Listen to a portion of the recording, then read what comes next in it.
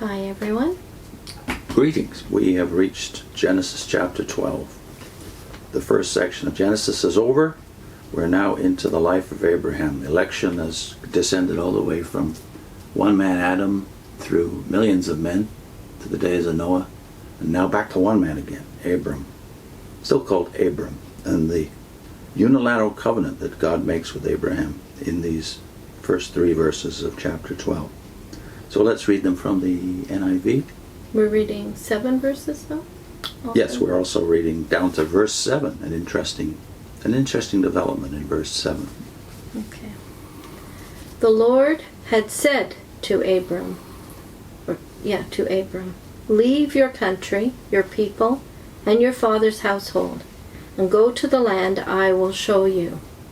I will make you a great nation, and I will bless you. I will make your name great, and you will be a blessing. I will bless those who bless you, and whoever curses you, I will curse. And all peoples on earth will be blessed through you. So Abram left, as the Lord had told him, and Lot went with him. Abram was 75 years old when he set out from Haran. He took his wife, Sarai, his nephew Lot, and all the possessions they had accumulated and the people they had acquired in Haran. And they set out for the land of Canaan, and they arrived there. Abram traveled through the land as far as the site of the great tree of Moreh at Shechem.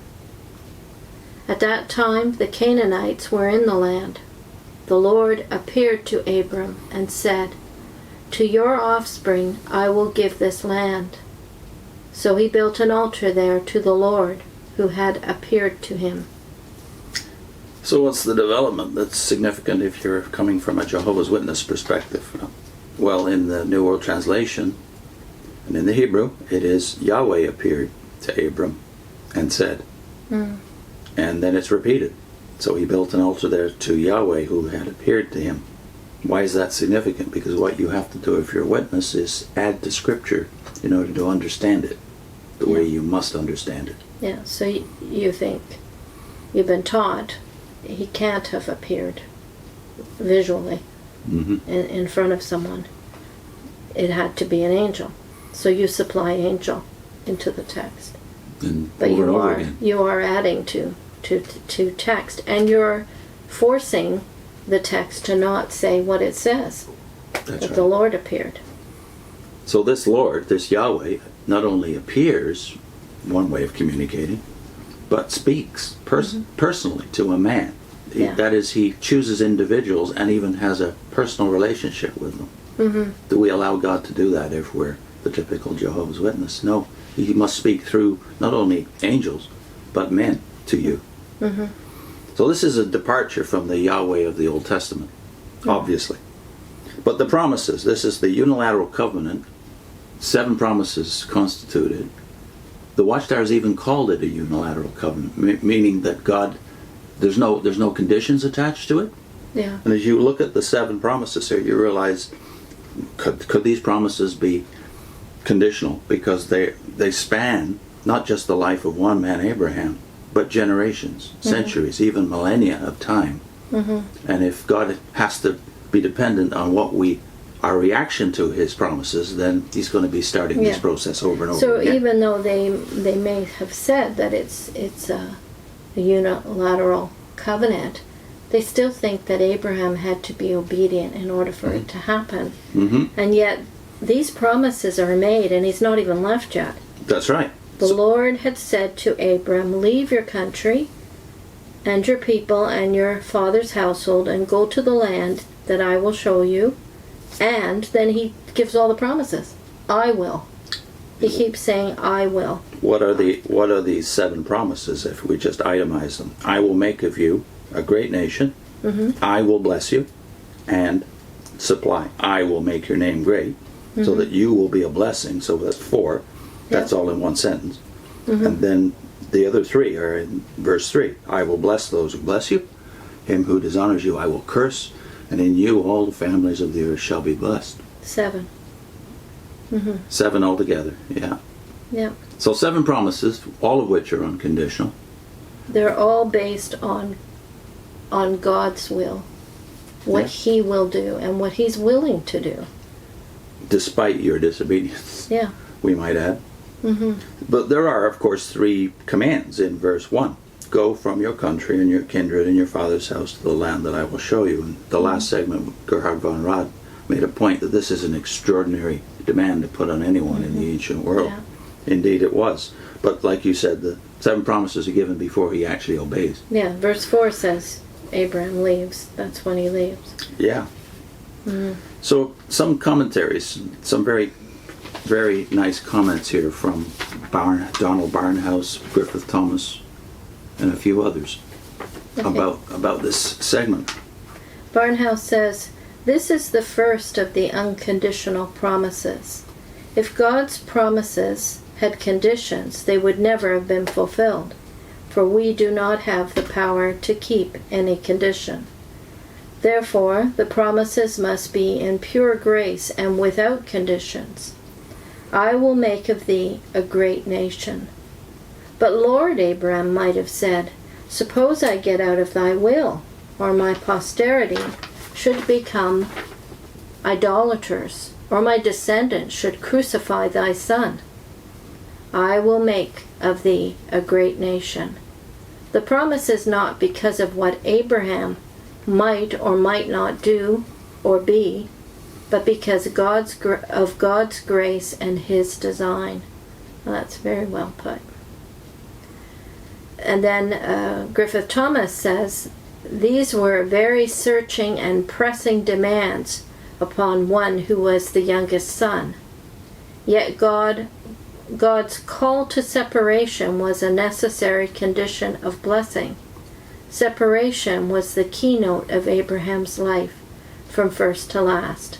And in that separation to the will of God, he found all his peace and blessing. So we like to think that Abraham was faithful, and he was, generally, but he failed several times. Yeah. And his immediate offspring, Isaac and Jacob, failed even more. And that's why we don't spend a lot of time on their stories, because God is fulfilling His commitments through them to a whole nation, also whom He calls to be separate, and yet we know that separation was not spiritual. It was only physical for Israel to be taken into the promised land. And I think there's no way that it's conditional, because these are prophecies that span so many generations of Israelites that it couldn't be conditional. God has prophesied this is what's going to happen. I mean, even all the questions there. Barnhouse's question. Yeah, the Barnhouse's questions are, he's telling you exactly what did happen. They did become idolaters. Yeah. They did crucify His son. Yeah. And yet God said, I will make you a great nation. And they are a great nation. Well, it's interesting that the 3 great Abrahamic faiths, the Jews, Christians, and Muslims, agree that promises 2 and 3 are fulfilled already. That is, I will bless you, Abram, and make your name great. That's why we're called Abrahamic faith. So that you will be a blessing. Well, that's all happened over the last 4,000 years. But they disagree on the first promise. What is this great nation? Yeah.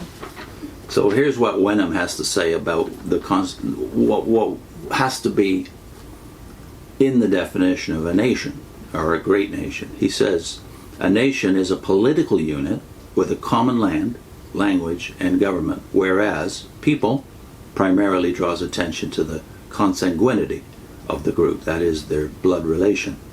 So the very fact that it's called a nation and not a people is very significant here. What nation could he conceivably be talking about? And Christians tend to agree he's talking about Israel, not about some spiritual nation in the future, and certainly not about the nation of Islam, or Islam as a religion. And Griffith Thomas adds to that, there is only one man of those whose lives are recorded in the Old Testament, who has the high privilege of being called the friend of God. Abraham, my friend, in Isaiah and 2 Chronicles. Abraham, thy friend, in James. to this day, Abraham is known among the Arabs as El Khalil, which means friend of God. And I know you like this Barnhouse quote. Yes. Barnhouse says, "But Lord, suppose Abraham becomes a liar, and his grandson, Jacob, becomes a crook. Also his greatest son, David, becomes an adulterer and a murderer. And the nation descended from Abraham becomes so evil that it is necessary to scatter them in judgment throughout the earth. I will bless you. But can man's sin never make thee a liar? I will bless you. Why, Lord? Because I am the God of whom it is said, if we are faithless, he remains faithful, for he cannot deny himself." That was from 2 Timothy 2, verse 13. This is unmerited grace. Yeah, that's a lovely quote. And it does remind me of how I made this point with my mother. It can't be dependent on us. It has to be dependent on God. Because if you're going to believe that about Israel, that they're cast off because they had unfaithful children, where does that leave you, my mother? When you have a daughter that's not remaining a Jehovah's Witness, and you think Jehovah's Witness, you have to be a Jehovah's Witness. You have to be faithful. And your children do? Well, like if you're going to cast that stone on Israel, then you have to cast it on yourselves as well. People who live in glass houses shouldn't throw stones, right? So yeah, but that leaves all of us in a bad place. So what if Christians have unbelieving children? Yeah.